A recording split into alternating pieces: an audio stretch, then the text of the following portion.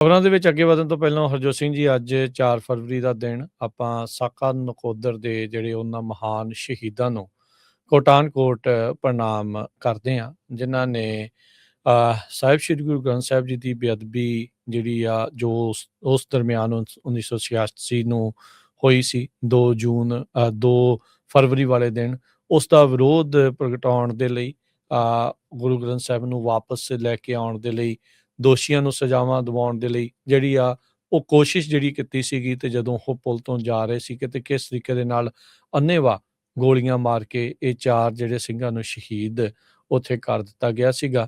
ਸੋ ਉਹਨਾਂ 4 ਸ਼ਹੀਦਾਂ ਨੂੰ ਆਪਾਂ ਕੋਟਾਨ-ਕੋਟ ਪ੍ਰਣਾਮ ਕਰਦੇ ਹਾਂ। ਜਿਸ ਮੁਲਕ ਦੇ ਵਿੱਚ ਜਿੱਥੇ ਇਹ ਸਾਰਾ ਸਾਕਾ ਜਿਹੜਾ ਉਹ ਵਾਪਰਿਆ, ਉੱਥੇ ਨਿਆਂ ਤੱਕ ਵੀ ਨਹੀਂ ਮਿਲਿਆ। ਜਸਟਿਸ ਗੁਰਨਾਮ ਸਿੰਘ ਹੋਣਾ ਦਾ ਕਮਿਸ਼ਨ ਵੀ ਬਣਿਆ। ਇਹਨਾਂ ਦਾ ਇਹ ਦਾਅਵਾ ਸੀਗਾ ਪੁਲਿਸ ਵਾਲਿਆਂ ਦਾ ਵੀ ਅਸੀਂ ਤਾਂ ਪਹਿਲਾਂ ਰਬੜ ਬੁਲਟਾਂ, ਪਲਾਸਟਿਕ ਦੀਆਂ ਬੁਲਟਾਂ ਚਲਾਈਆਂ, ਕੋਈ ਇੱਦਾਂ ਦੀ ਗੱਲ ਨਹੀਂ ਸੀ। ਉਹ ਕਮਿਸ਼ਨ ਨੇ ਕਲੀਅਰ ਵੀ ਜਿਹੜਾ ਉਹ ਕਰ ਦਿੱਤਾ।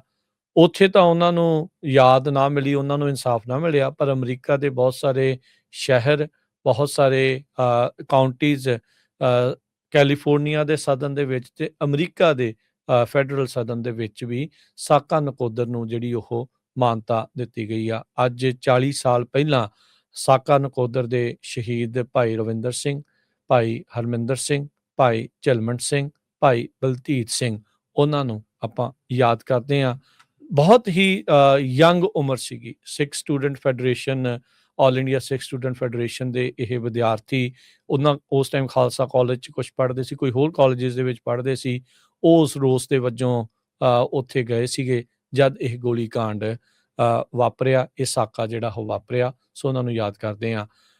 ਅੱਜ ਹੁਣੇ ਕੁਛ ਮਿੰਟ ਪਹਿਲਾਂ ਹੀ ਆਪਾਂ ਆਪਣੇ ਪੰਜਾਬੀ ਰੇਡੀਓ USA ਦੇ ਸੋਸ਼ਲ ਮੀਡੀਆ ਪੇਜਿਸ ਦੇ ਉੱਤੇ ਭਾਈ ਜਿਹੜੇ ਹਰਮਿੰਦਰ ਸਿੰਘ ਸੀਗੇ, ਜੋ ਕਿ ਆਲ ਇੰਡੀਆ ਸਿੱਖ ਸਟੂਡੈਂਟ ਫੈਡਰੇਸ਼ਨ ਦੇ ਉੱਥੇ ਖਾਲਸਾ ਕਾਲਜ ਦੇ ਪ੍ਰਧਾਨ ਸੀਗੇ, ਉਹਨਾਂ ਦੇ ਨਾਲ ਜੋ ਪੜ੍ਹਦੇ ਸੀਗੇ ਉਸ ਟਾਈਮ ਦੇ ਉੱਤੇ ਸਕੱਤਰ ਰਹੇ ਕਸ਼ਮੀਰ ਸਿੰਘ ਸ਼ਾਹੀ, ਉਹਨਾਂ ਦੇ ਨਾਲ ਵਿਸ਼ੇਸ਼ ਜਿਹੜੀ ਉਹ ਆਪਾਂ ਗੱਲਬਾਤ ਆਪਣੇ ਸੋਸ਼ਲ ਮੀਡੀਆ ਦੇ ਉੱਤੇ ਪੋਸਟ ਜਿਹੜੀ ਉਹ ਕੀਤੀ ਆ। ਆਪਾਂ ਸੁਣਨ ਵਾਲਿਆਂ ਨੂੰ ਵੀ, ਸਰੋਤਿਆਂ ਨੂੰ ਵੀ ਆਪਾਂ ਉਹ ਜਿਹੜੀ ਗੱਲਬਾਤ ਆ ਉਹ ਸੁਣਾਵਾਂਗੇ ਅੱਜ ਦੇ ਜਿਹੜੇ ਦਿਨ ਦੇ ਵਿੱਚ। ਪਰ ਜਿਹੜੇ ਸੋਸ਼ਲ ਮੀਡੀਆ ਦੇ ਉੱਤੇ ਆ, ਫੇਸਬੁੱਕ, YouTube ਤੇ ਆ, ਉਹ ਜਾ ਕੇ ਸੁਣਿਓ, ਦੇਖਿਓ ਵੀ ਕੀ ਸਾਰਾ ਕੁਛ ਵਾਪਰਿਆ, ਕਿੱਦਾਂ ਦੇ ਹਰਮਿੰਦਰ ਸਿੰਘ ਸੀਗੇ, ਕਿਉਂਕਿ ਉਹਨਾਂ ਦੇ ਨਾਲ ਵਿਚਰੇ, ਉਹਨਾਂ ਦੇ ਨਾਲ ਰਹੇ, ਇੱਕੋ ਸੰਸਥਾ ਦੇ ਵਿੱਚ, ਇੱਕੋ ਜਥੇਬੰਦੀ 'ਚ ਕੰਮ ਕਰਦੇ ਸੀਗੇ।